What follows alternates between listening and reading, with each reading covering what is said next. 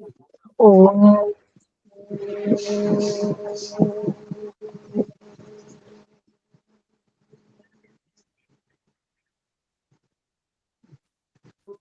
ओम सहना भवतु सहनो भुनक्तु सह वीर्यं कर्वावहै हाँ जी, तेजस्विनावधीतमस्तु नमस्ते जी। मा विद्विषावहै। ओम शांति शांति शांति। सबको सादर से प्रेम नमस्ते जी। नमस्ते आरती जी, हाँ जी, नमस्ते जी, नमस्ते जी। कैसे हो आप? मैं ठीक हूँ, बस गुरुकुल में ही बैठी थी तो एकदम ध्यान आया उस फोन में तो मेरा आता ही नहीं है नेटवर्क, तो फिर इस फोन में डाउनलोड करा अभी गूगल। अच्छा, हम्म। आज हमने सोचा आप भी उस दिन कह रहे थे हाँ, थोड़ा नहीं नहीं, सा मैंने वो देख लिया। अब मैंने, हाँ जी, हाँ जी, सा करें हाँ जी। तो हम करते हैं। गीता का भी करेंगे, पहले साथ साथ वो मंत्र भी थोड़ा थोड़ा सा मंत्र करते जाएंगे। स्वस्ति वाचन का हम कर रहे थे, आधा मंत्र हुआ था। तो और ये देवानां यज्ञियानां मनोर्यजुत्राः अमृता ऋतज्ञाः तेनो रासन्तां मृगाय मध्ये यूयं पात स्वस्तिभिः सदा नः। तो हमने किया था कि वो जो देवों के देव हैं, देवा नाम देवा, जो देवों के देव हैं। अब यहाँ पर बात नहीं बनती ना, देवा नाम खाली लगाए देवों के, जैसे यज्ञिया नाम या आगे है ना, यज्ञिया नाम यज्ञिया। तो इससे पता चलता है कि इसमें भी जो विद्वानों में विद्वान है, 650 अपने अपने कितना हो गया? सारे बंद कर दिए अपनी माइक। 18% होगा शायद।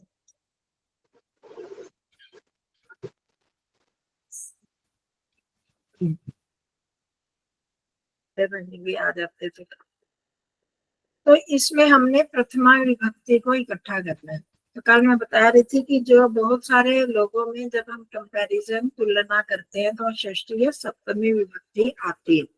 तब जैसे यज्ञिया नाम यज्ञ है, यज्ञियों में, यज्ञ करने वालों में, यज्ञ जीवन वालों में जो यज्ञ है, तो इसका क्या मतलब होता है? उनमें जो श्रेष्ठ लोग हैं। हाँ, तो ऐसे यज्ञ जीवन का बताया था। जो देव कौन है?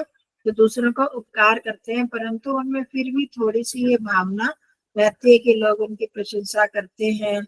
लोग उनमें थोड़ी सी उनकी भावना आ सकती है। परोपकार तो करते हैं, परंतु थोड़ा सा लोगों का वो यश भी, लोगों की तरफ से अप्रिसिएशन भी चाहते हैं, ऐसा उनमें होता है। तो यहाँ भी देवा नाम देवाहा, जो देवों में देव है, ऐसे यज्ञिया नाम यज्ञिया, जिनका जीवन ही यज्ञ में बन गया, परोपकार में बन गया, कि लोगों का उपकार करते हैं। अब उनको उसके बदले कुछ नहीं चाहिए, मैंने कर दिया उपकार तो कर दिया, उसमें उनकी अपनी इच्छा नहीं है कि मेरे को ये भी मिले तो वो भी मिले, लोग मेरा यश गान करें, ऐसा नहीं होता। उनमें निष्काम भावना से वो करते हैं।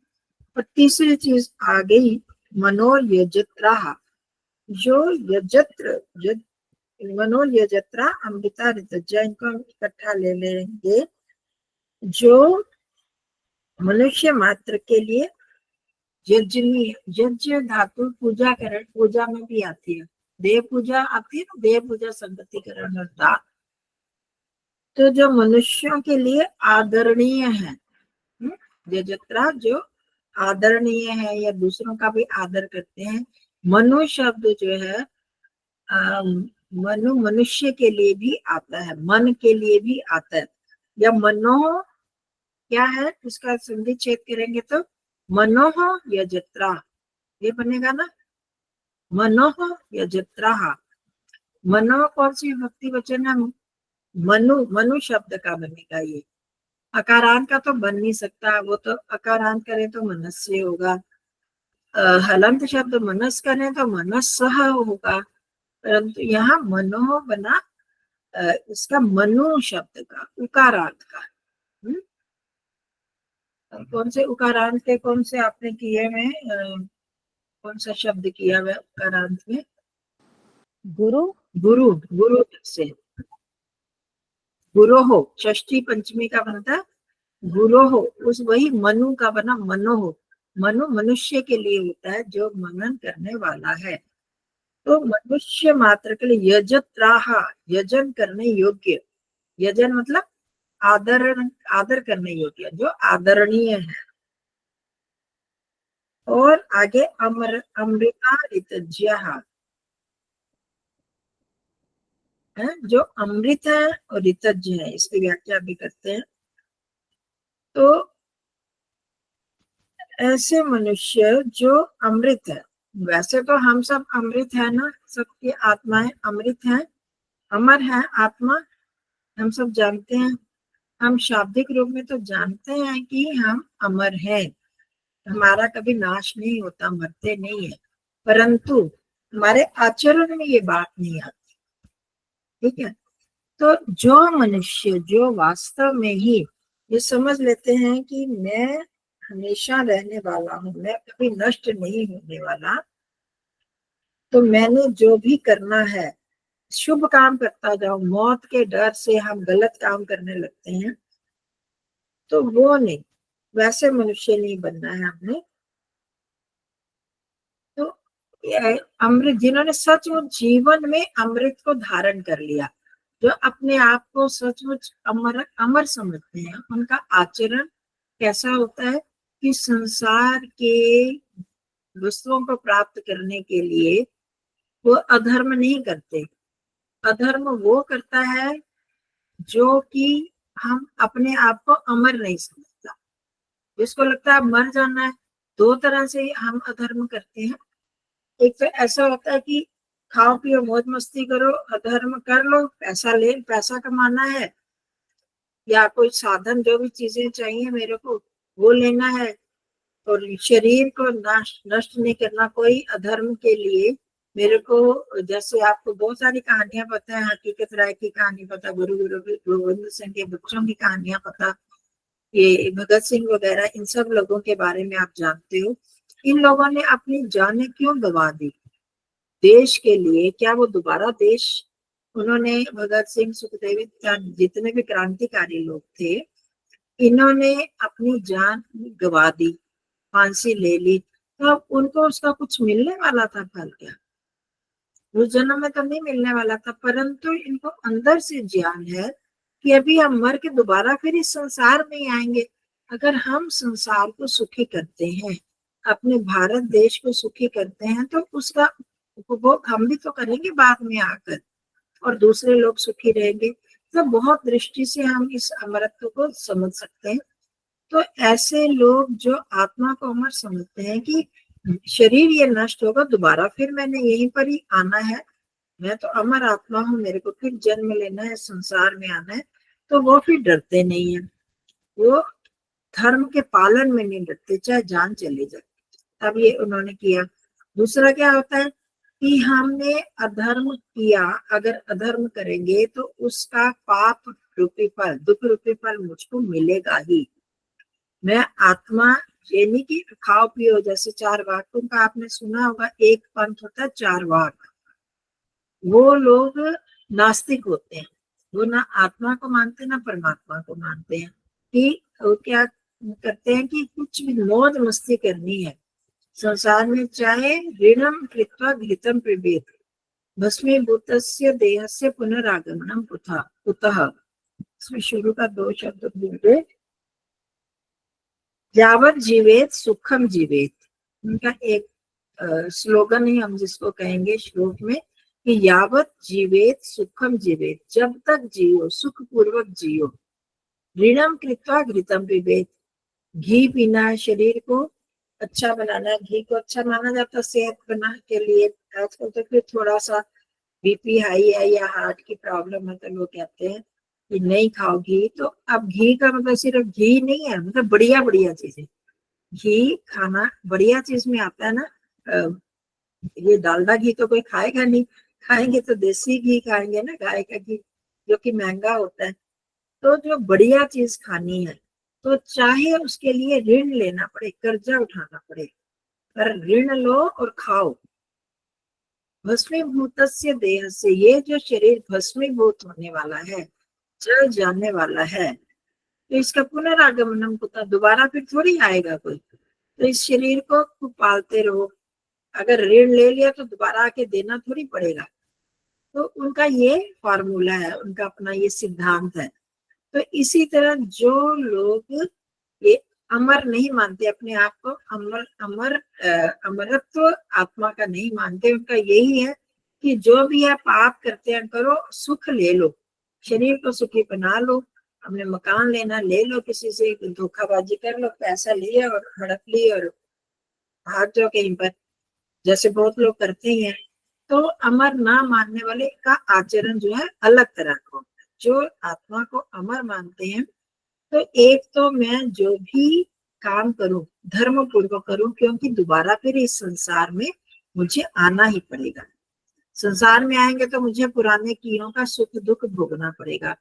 और जो अगर मैं जैसे जिन लोगों ने छोटी आयु में ही धर्म के लिए अपने प्राण दे दिए, जीवन दे दिए, तो क्या सिर्फ यही जन्म थोड़ी है, आगे फिर आएंगे, फिर भोगेंगे हम, तो फिर आगे और हमको इसका सुख आगे मिलेगा और आगे अच्छा भोग उपभोग करेंगे। तो ऐसे अलग अलग दृष्टियों से अमरत्व को अपने जीवन में धारण कर सकते हैं। तो ऐसे व्यक्ति जीवन में सचमुच अमर समझते हैं। हम कहते तो है आत्मा में अमर हूँ, तो क्या हम अपना आचरण वैसा करते हैं? हमें तो ये लगता है किसी ने कुछ किया तो मर जाएंगे, मर गए तो फिर क्या करेंगे, तो खत्म हो गया जीवन। जीवन थोड़ी खत्म होता है, मैं कभी मरता नहीं। मैंने जैसे गीता में उपदेश दिया था, श्री कृष्ण जी ने बार बार कहा अर्जुन को कि ये जो शरीर है ये नष्ट होगा, आत्मा नष्ट नहीं होगी। तो हमने शरीर को नष्ट करके दोबारा फिर जन्म लेना और वहां फिर अच्छे कर्म करें और इसका सुख, जैसे अर्जुन को उन्होंने कहा था आकर फिर इसका सुख भोगोगे, दोबारा जन्म लेंगे। तो ये इस अमरत्व को जीवन में जो धारण कर लेते हैं अमृता, उनको सचमुच और स्वयं ईश्वर के साथ जुड़कर अमर हो जाते हैं। कैसे? वो जब मोक्ष पा लेते हैं, जब ईश्वर की भक्ति करते हैं, आत्मा ज्ञान होने के बाद ही कोई ईश्वर की प्राप्ति कर सकता है। तो आत्मा का ज्ञान कर लिया और ईश्वर के साथ अपना संयोग कर लिया, उसका साक्षात करके वो अमृत मानो अमर हो जाते हैं, हो ही जाते हैं। आत्मा तो अमर है ही, और शरीर बार बार उनको जन्म लेना नहीं पड़ता, ना मरते हैं ना जन्मते हैं। तो ऐसे लोग और और रित को जानने वाले, ज्ञ अर्थ होता है जानने वाले, ठीक है जी। कैसे आप लोगों को पता है रित का अर्थ क्या होता है? रित और सत्य दो शब्द हैं, दोनों का जोड़ा है, दोनों का मोटा मोटा अर्थ तो है सत्य। और रित का अर्थ भी सत्य है और सत्य का अर्थ भी सत्य है, परंतु दोनों में अंतर यह है कि रित जो है वो शाश्वत सत्य है, उसमें परिवर्तन नहीं होता, वो एक नियम है।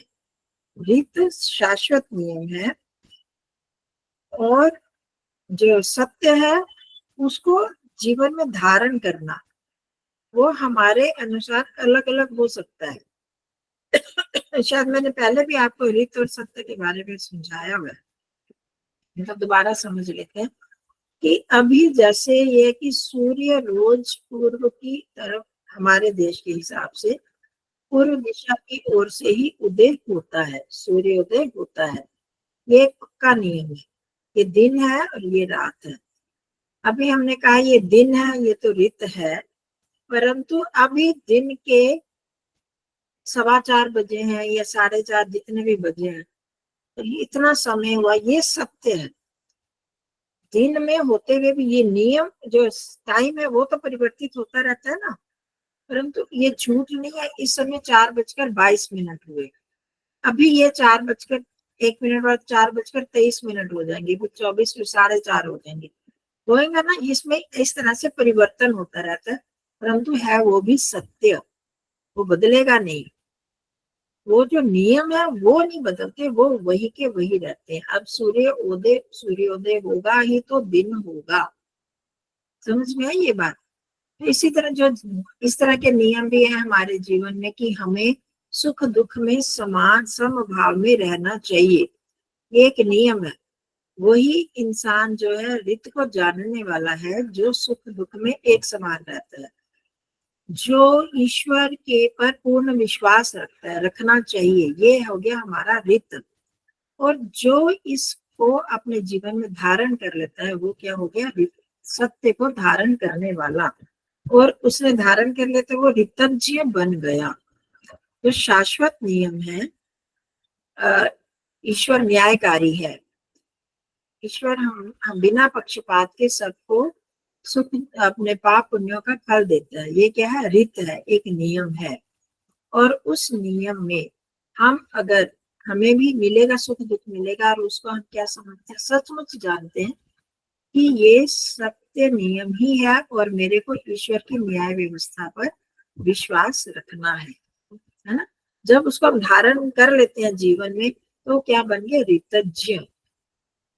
हित को, उन नियमों को जानने वाला और उसको जीवन में धारण करने वाला ऋतज्ञ हो जाता है।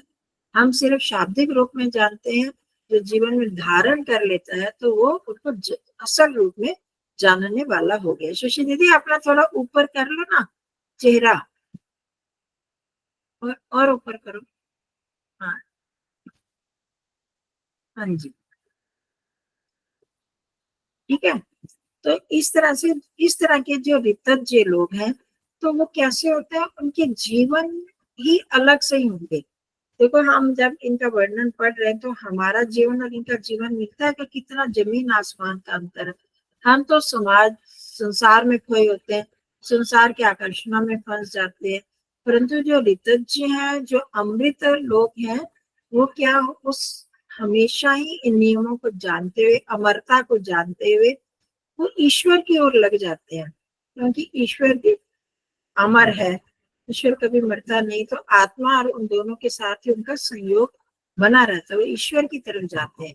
तो ऐसे लोग ईश्वर के वास्तविकता को जानते हैं, उसके रहस्य को जानते हैं, जीवन के रहस्य को जानते हैं। तो ऐसे लोगों से, जो इस तरह के लोग हैं, कितने 4 तरह के लोग बताए।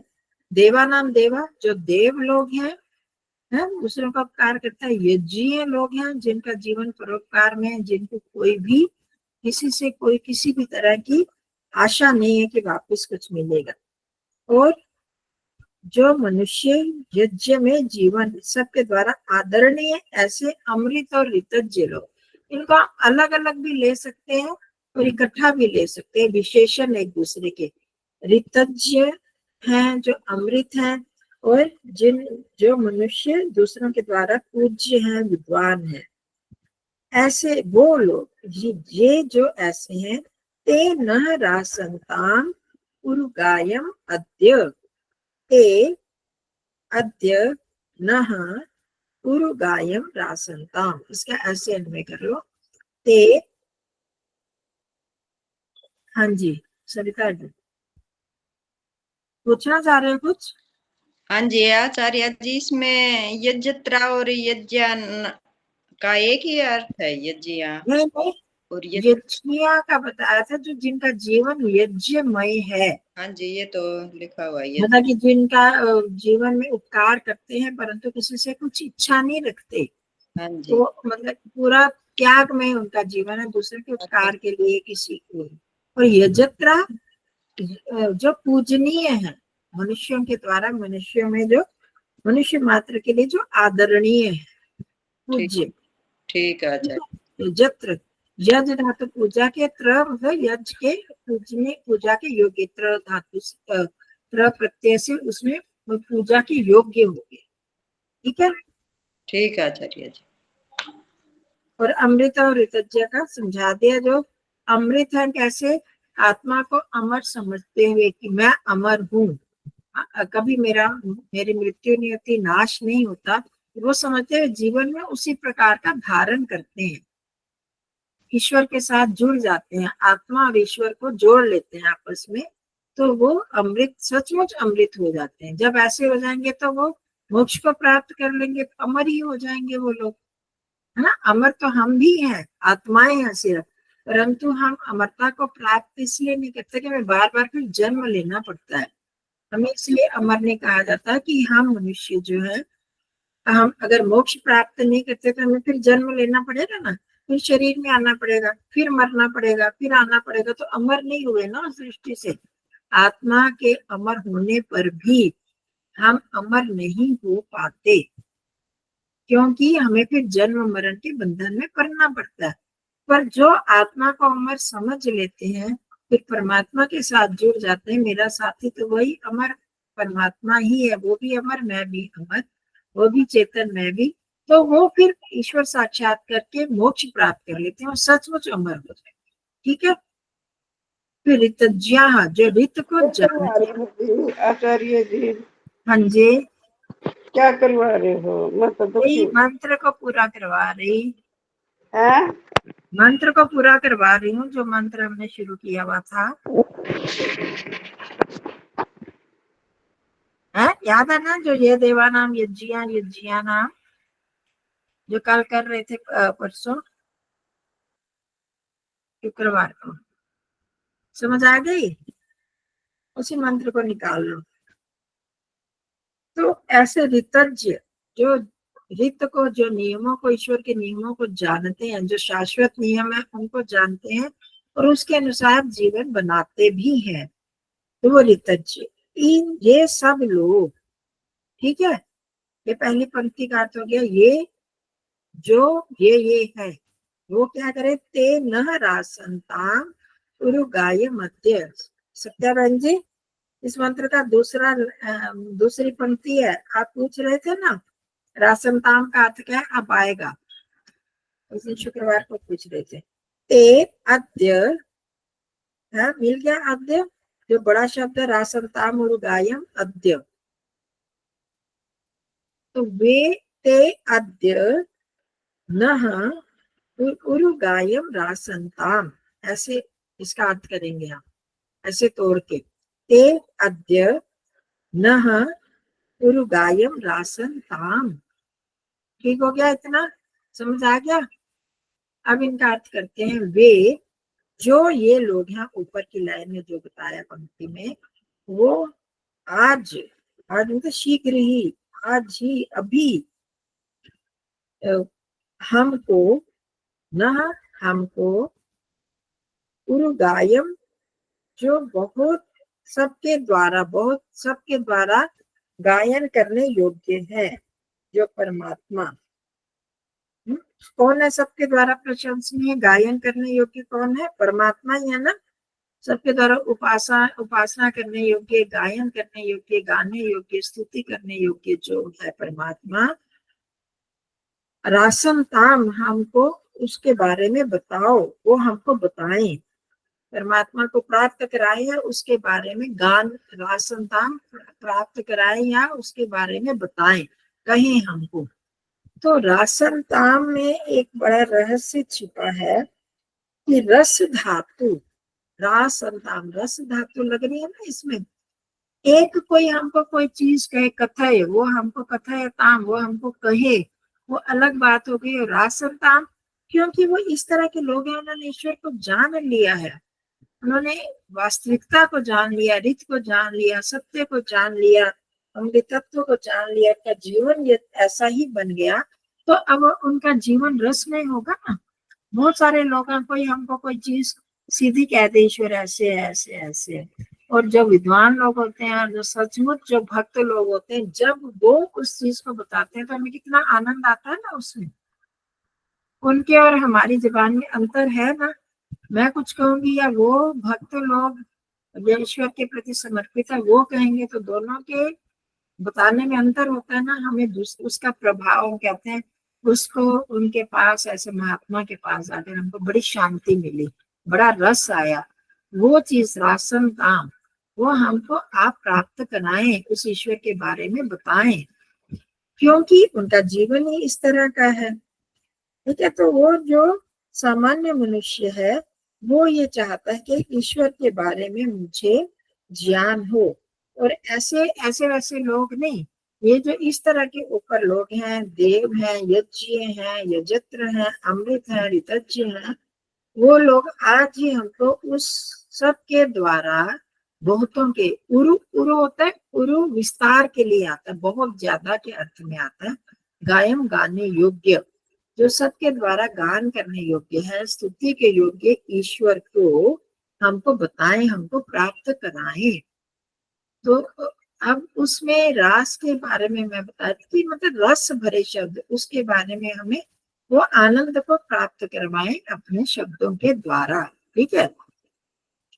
और फिर आगे और एक और प्रार्थना है, रासनताम थी ना, क्रियापद था, एक और क्रियापद क्या है, पात। यूयम पात स्वस्ति भी सदा नः। यूयम ऐसे जो लोग हैं, वो आप, नः सदा, स्वस्ति भी पात। ऐसे इसको नंबर से लिख सकते हो।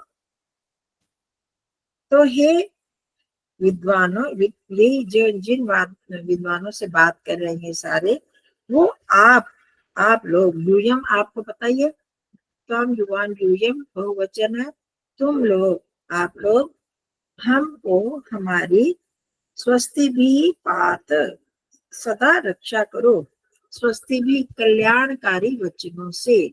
स्वस्ति होता है कल्याणकारी, पता है ना आपको।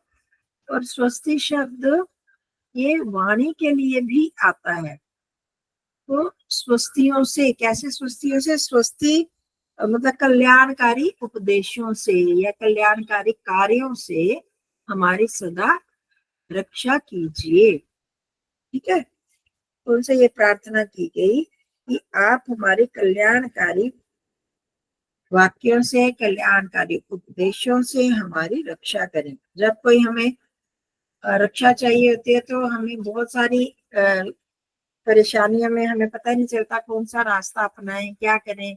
हम जब परेशान होते हैं, दुखी होते हैं, कोई हमें उपदेश देता है, समझाता है, तो हमारा मन शांत हो जाता है, उससे हमारा कल्याण होता है, हमें पता चलता है आगे हमने कैसा व्यवहार करना है। ये हो गया। और वो अच्छे कार्यों से भी, हमारे लिए जो शुभ कार्य है वो करेंगे तो उससे भी हमारी रक्षा होती है। तो यूयम पात स्वस्ति भी सदा नः, आप हमारी, नः जो नः शब्द है द्वितीय विभक्ति बहुवचन में भी आता है ना, षष्ठी में भी आता है, और ये चतुर्थी में भी आता है, चतुर्थी बहुवचन में भी आता है, षष्ठी में भी आता है। तो ये इसलिए इनके अलग अलग अर्थ हो जाते हैं। ते न वो हमको बताएं, उनके बारे में बताएं, और न ये षष्ठी विभक्ति बहुवचन का है, वो हमारी सदा रक्षा करें, किससे, स्वस्तियों से, अपने स्वस्ति वचनों से, अच्छे उपदेशों से हमारी रक्षा करें, या हमारे शुभ कार्यों से, अच्छे कार्यों से हमारे लिए अच्छे कार्य करके, या संसार में ये जो विद्वान लोग अच्छे अच्छे कार्य करते हैं उनसे समाज की रक्षा होती है ना, हमारी समाज में हम भी आते हैं तो हमारी रक्षा भी होती है। ठीक है। तो आज मैं सोच रही थी, उस दिन आरती जी भी कह रही थी, तो हमने कहा कि चलो ये शुरू करते हैं गीता का। गीता में लोगों की काफी रुचि रहती है, तो इसमें हम, क्योंकि लौकिक ये जो मंत्र, वेद मंत्र पढ़ते हैं, इसमें थोड़ी वैदिक संस्कृति है, वैदिक संस्कृत है, तो उसको समझने में हमें थोड़ी कठिनाई होती है। अब गीता में जो है वो लौकिक, जो हमने पढ़ी है संस्कृत थोड़ी बहुत, तो उससे हम बहुत जल्दी इनसे अर्थ निकाल लेंगे अपने आप, उसमें आपको जल्द समझ आएगा। तो थोड़ा थोड़ा मंत्रों को जानते हुए उनको भी करते रहेंगे, और साथ में गीता का शुरू कर लेते हैं। तो आप सबके पास है गीता की किताब, गीता की पुस्तक है आप सबके पास?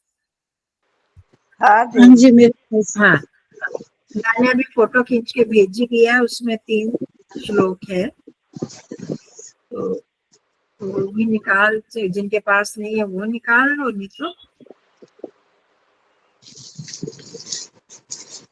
ठीक है बुआ।